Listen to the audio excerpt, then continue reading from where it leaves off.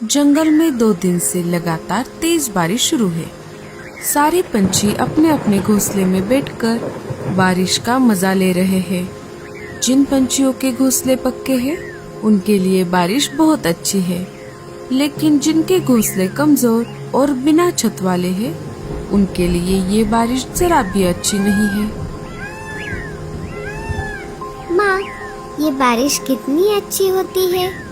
मुझे खिड़की से बारिश देखना बहुत अच्छा लग रहा है। माँ, मुझे बहुत ठंड लग रही है। बारिश अपने जोरों पर थी। देखते ही देखते बारिश का पानी जंगल में जमा होने लगा। जैसे जैसे बारिश तेज होती गई, बारिश का पानी पंछियों के घोंसलों तक पहुंचने लगा। अरे बाप रे, अब तो बारिश का पानी मेरे घोंसले तक आ गया। मुझे जल्दी से बाहर निकलना होगा। जैसे ही रानू चिड़िया अपने घोंसले से बाहर आ गई, उसका घोंसला पानी में बह गया। पता नहीं ये बारिश कब रुकेगी। मैंने घर में जो अनाज जमा करके रखा था, वो भी अब खत्म हो रहा है। तभी वहाँ पर मुनमुन कबूतर आ जाती है। अरे मुनमुन, इतनी तेज बारिश में तुम यहाँ कैसे? अरे लाडो, क्या तुम्हें नहीं पता? अभी थोड़ी ही देर में जंगल में बहुत बड़ा तूफान आने वाला है। उसमें हम सभी पंछियों के घोंसले डूब जाएंगे। चलो यहाँ से हम सभी को किसी सुरक्षित जगह पर जाना होगा। जब तक ये बारिश चलेगी, हम सब वहीं पर रहेंगे। मुनमुन बहन, मैं मेरे अंडे को छोड़कर कैसे आ सकती हूँ? लाडो, अगर तुम अभी यहाँ से बाहर नहीं आई तो तुम इस बड़े तूफान में फंस जाओगी। तुम एक काम करो, ये अंडा साथ लेकर चलो। थोड़ी ही देर में लाडू के भी घोंसले में पानी जमा होने लगता है। अरे बाप रे, अब तो हमें बाहर निकलना ही पड़ेगा। लाडो अपने अंडे को अपने पंजों में पकड़कर घोंसले से बाहर आ जाती है। जैसे ही दोनों बाहर आ गई, घोंसला बाढ़ की पानी में बह गया। अरे बाप रे, अच्छा हुआ हम समय रहते ही बाहर आ गए। कालू कौवा भी अपने घोंसले से बाहर आ गया था। कालू कौवा लाडो और मुनमुन के पास आ ही रहा था। तभी लाडो के पंजों से अंडा फिसल जाता है और बाढ़ की पानी में गिर जाता है। जैसे ही कालू ने देखा कि अंडा पानी में गिर गया है, कालू उसे पकड़ने के लिए बाढ़ की पानी में कूद जाता है। कालू ने अंडे को पानी से बाहर निकालने की बहुत कोशिश की, लेकिन पानी का बहाव बहुत ज्यादा था। देखते ही देखते अंडा बहुत दूर चला जाता है। कालू कौवा लाडो के पास आ जाता है। मुझे माफ कर दो लाडो, मैं तुम्हारे अंडे को नहीं बचा पाया। जब तक बारिश चलती रही, सारे पंछी जंगल के बाहर वाले एक गुफा में रहने लगे। कुछ दिनों बाद बारिश कम हो गई। जंगल में बाढ़ का पानी भी धीरे धीरे उतरने लगा। एक एक करके पंछी जंगल में वापस आने लगे और अपना अपना घोंसला फिर से बनाकर रहने लगे। अरे मेरे बेटे, क्या हुआ?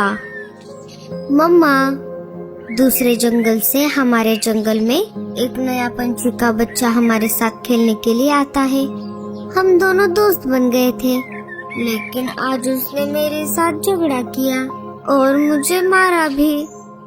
अरे अरे, कौन है वो बदमाश बच्चा जिसने मेरे लाडले बेटे को मारा? चल मेरे साथ, मैं अभी उसे बताती हूँ। नहीं मम्मा, वो मेरे साथ झगड़ा करके अपने जंगल लौट गया। जग्गू मेरे बेटे, तुम चिंता मत करो। अब इस बार वो बदमाश बच्चा जंगल में वापस आएगा। मैं उसका अच्छे से समाचार लूंगी। दूसरे दिन वो बच्चा फिर से जंगल में वापस आ जाता है। आज वो जग्गू के बजाय टुन्ना के साथ खेल रहा था। तभी वहाँ पर गोरी और जग्गू आ जाते हैं। मम्मा, यही है वो जिसने मेरे साथ कल झगड़ा किया था। क्यों रे बदमाश, एक तो तू दूसरे जंगल से आता है और हमारे बच्चों के साथ झगड़ा करता है। क्यों मारा मेरे बेटे को? नहीं आंटी, मैंने आपके बेटे को नहीं मारा। उल्टा उसी ने मेरे साथ कल झगड़ा किया और मुझे मारा। ये देखिए, मेरे सिर पर चोट भी आ गई है। मम्मा, ये झूठ बोल रहा है। तुम्हारे माँ बाप कहाँ है? मुझे उनके पास लेकर चलो, मैं उनसे तुम्हारी शिकायत करती हूँ। मेरे माँ बाप नहीं है, मुझे बचपन से मेरी दादी ने संभाला है। अब तुम इस जंगल में खेलने के लिए नहीं आओगे। चलो जाओ यहाँ से, भागो यहाँ से। तभी वहाँ पर लाडो चिड़िया आ जाती है। अरे अरे गोरी, तुम क्यों इस बेचारे को डांट रही हो? बेचारा और ये? अरे लाडो बहन, तुम्हें नहीं पता, ये दूसरे जंगल से आकर हमारे जंगल के बच्चों के साथ झगड़ा कर रहा है, हमारे बच्चों को मार रहा है। क्या तुम ऐसा कर रहे हो? नहीं नहीं आंटी, मैं ऐसा नहीं करता। उल्टा इस जंगल के लड़के मेरे साथ बुरा बर्ताव करते हैं। मैं जिस जंगल में रहता हूँ वहाँ पर मेरा कोई दोस्त नहीं है, इसलिए मैं यहाँ पर आता हूँ। जग्गू, चलो यहाँ से, अब तुम इस बदमाश बच्चे के साथ नहीं खेलोगे। गोरी और जग्गू वहाँ से चले जाते हैं। तभी वहाँ पर कालू कौवा आ जाता है। अरे लाडो, तुम यहाँ पर क्या कर रही हो? क्या तुम्हें अपना नया घोंसला नहीं बनाना? मैं लकड़ियाँ लाने के लिए बाहर आई हूँ कालू भैया। तभी कालू की नजर उस बच्चे पर पड़ जाती है। कालू एक बार के लिए उस बच्चे को देखता है और एक बार के लिए लाडो की तरफ देखता है। अरे कालू भैया, क्या हो गया? कहाँ खो गए? लाडो, तुमने यह बच्चा देखा? ये बिल्कुल तुम्हारी तरह दिखता है। हाँ कालू भैया, अगर उस तूफान में मेरा अंडा ना बहता तो मेरा भी बच्चा आज इसके जैसा होता। दोनों बात कर ही रहे थे, तभी पेड़ की एक डाली टूटकर उस बच्चे के ऊपर गिरने ही वाली होती है। तभी लाडो उस बच्चे को वहाँ से हटाकर खुद उस डाली के नीचे आ जाती है। लाडो डाली के नीचे फंस जाती है। अरे बाप रे, ये क्या हो गया? लाडो रुको, मैं अभी मदद लेकर आता हूँ। कालू वहाँ से मदद लाने के लिए चला जाता है। तभी वहाँ पर उस बच्चे की दादी आ जाती है। अरे टीलू, तुम कहाँ थे इतनी देर से? मैंने तुम्हें कहाँ नहीं ढूंढा। चलो अब घर चलो। दादी, वो सब छोड़ो, पहले इन आंटी को इस डाली से बाहर निकालो, वो इसके नीचे फंस गई है। दादी लाडो के ऊपर से वो डाली हटा देती है। अरे चिड़िया, तुम इस डाली के नीचे कैसे फंस गई? दादी, ये डाली मुझ पे गिरने वाली थी, लेकिन मुझे बचाने के चक्कर में ये डाली इन्होंने अपने ऊपर ली। तुम्हारा बहुत बहुत शुक्रिया चिड़िया, तुम्हारी वजह से आज मेरे टीलू की जान बच गई। कोई बात नहीं, ये तो मेरा फर्ज था। दादी, एक बात बताइए, आपको ये चिड़िया का बच्चा कहाँ पर मिला? अभी कुछ महीने पहले जब तेज बारिश हुई थी, उसके साथ साथ तूफान भी आया था। इस जंगल में जो नदी बहती है, वो नदी मैं जहाँ पर रहती हूँ वहाँ से भी गुजरती है। मैं उसी नदी के पास एक कुटिया में रहती हूँ। एक दिन मैं पानी लाने के लिए नदी की तरफ गई थी, तब एक अंडा मुझे उस नदी में बहता हुआ दिखाई दिया। मैं वो अंडा मेरे साथ घर लेकर आई। ये बच्चा उसी अंडे से बाहर निकला था, तब से मैं उसे पाल रही हूँ। लाडो, क्या तुम भी वही सोच रही हो जो मैं सोच रहा हूँ?